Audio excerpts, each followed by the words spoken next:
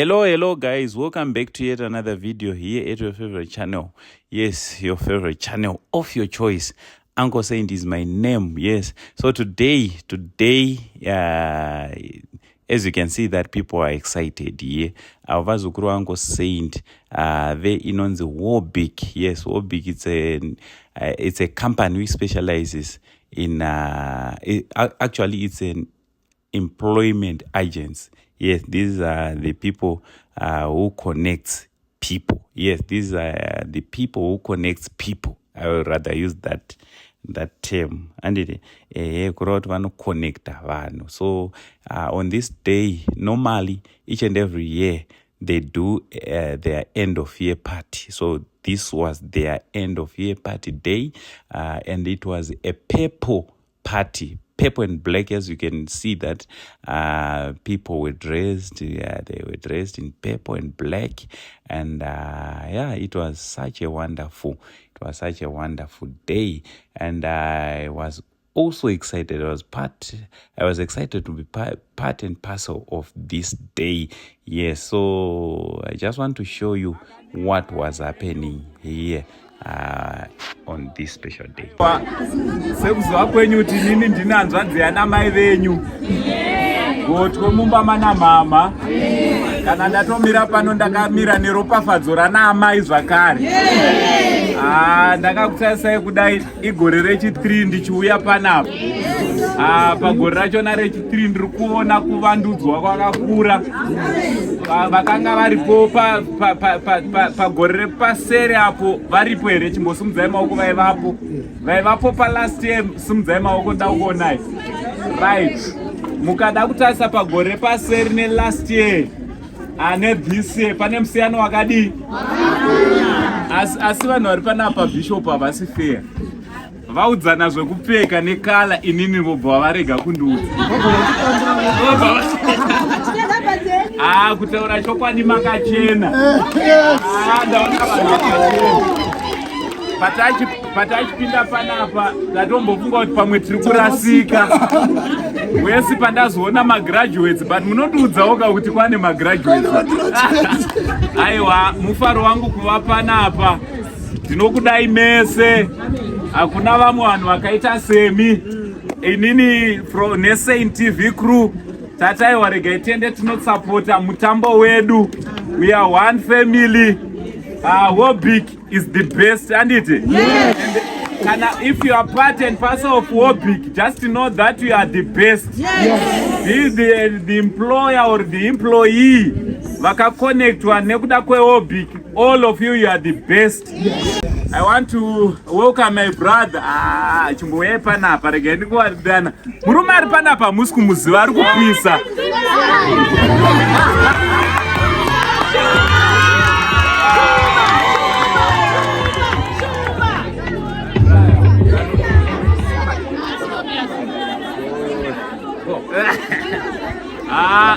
Ndofunga munongozvionawo. Ndangoti mungovaona handidi kuti ataura. Uyo anotaura kundikunda uyu. Saka akataura anozondidarika. Vangano vari kuvafarira. Vangano vari kumuziva murume ari panapa. Vanomboshandisa mawifi ekubasa kwavo vangano. Thank you so much. Thank you so much. Mufaro wedu kwa mazona uchinchiwonda niti. Amosi kumuziva. Amosi kumuziva murume. Ava vanonzi shumba. Vakada kuseka vanoseka. Ndosa ndati kana kutaura ngawanyara vangazondikunda. Shumba hanzi yemungoseke. Vangoseka live. Munhu wese chimboti hoyo.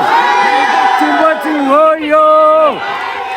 Saka inini ndiri single handiti handisati ndarora. Saka kana iwe uri pano uri single ndonzi defeat shumba. But kana uri single uchanditi defeat shumba wakuti dzifi.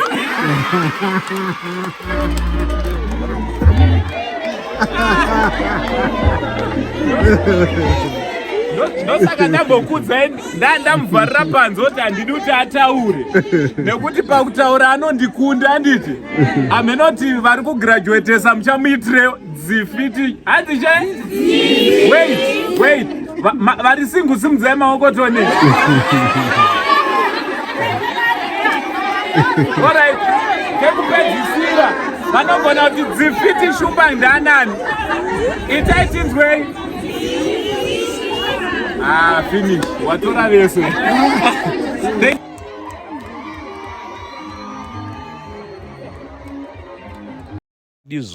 zokwadi kutaurawo nyimwa mbare dzekumusana apa zuva iri akava makuwerere kuvanhu vachifara nokuda kwemutambo uyu.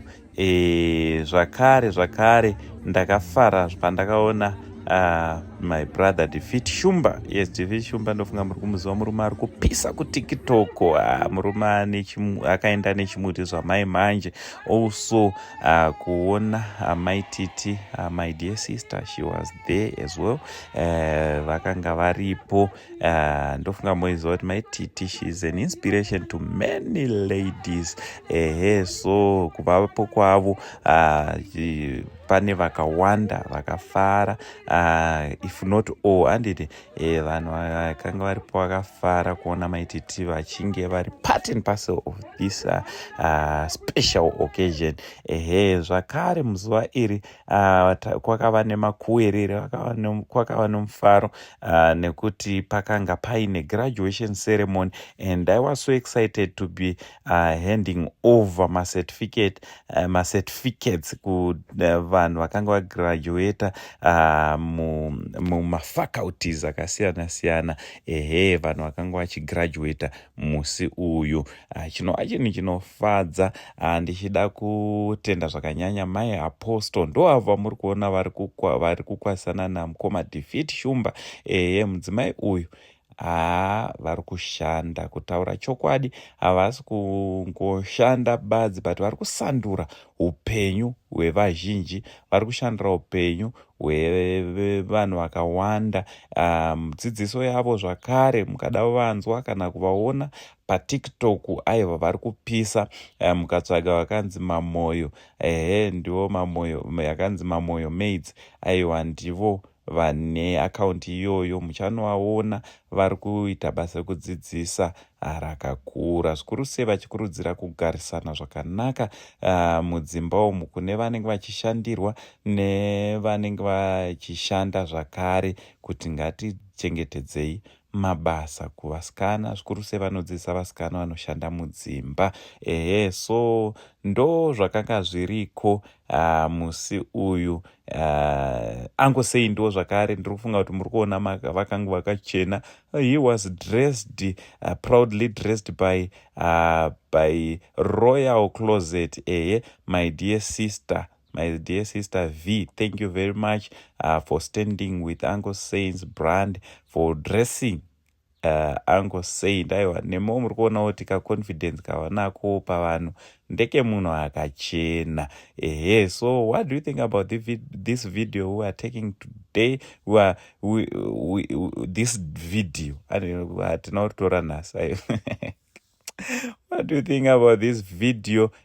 Please like, share and comment. If you want us to be part and parcel of your functions, be it a wedding, be it a party, be it a graduation ceremony, you are welcome. You are welcome to invite us. Munokwanza ungoti invite isusu tobva taita kuti tinge tinouya ipapo. Aiwa, thank you very much. Thank you so much for watching this video. Thank you for sharing. Thank you for being part and parcel of Saint TV. From Uncle Saint, the only Zimbabwean uncle for now, ndakuti. Much love and God bless.